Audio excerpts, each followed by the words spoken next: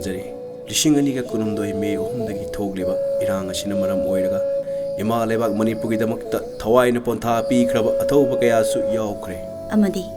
Meeyamgi Irangbu nemthanaba honabada thoaningdaba thodok wathok kaya Manipuri police amadi Central Forcing-na Meeyamda kaptholakpa tear gas smoke bomb na panbadagi soinaiba punsi kaya amasu yahonkhre satliba tha asigi tang 13 yumsakaisa numitgi numidang wairam Thobal SP gi gate mamangda thokkiba Meeyamgi Irang aduda Irang nemthanaba honabada State Police amadi Central Force na kaptholakpa rubber bullet na Oi thangba mitta panduna aruba phibam ama oikiduna Meeyamna Shija Hospitalda pukhatkiba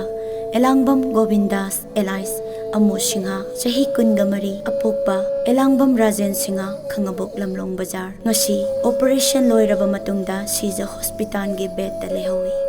adubu leibak thibadi Elangbam Govindash ki oi thangba mit ki sarukta ka hina shokhibana maram oiraga Oi thangba mit amuk hana uba phanglaroi haiduna doctor na paudambirai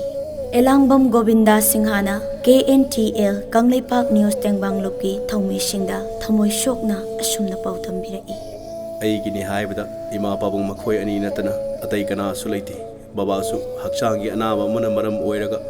thabuk ingkhang kan shuba nomba ngamde ima baba ani na ohugudaba awaba singa du khangbiraga kairoi lekai na amadi Meeyamna Nungshibiduna angamba mateng pangbiyu haiduna thamoi shokna paudambirai Walki Irangbu aigi asigi condition ji oikibade ado aide itatta jo che ado baba jo cholaga lei aigi aida baba ki chakau bela gabga aida apag thaba kharaga chuyaraga agoi jo pujabari aigi de haibada aigi oirade mateng pangdaba karachu leitre aigi bitchige condition sida dog ge phachilaktrabate aigi baba ge aigi abade karana mateng pangwegani aigi bichida ugitabto adi iba abade baba ai karam fiob leodoido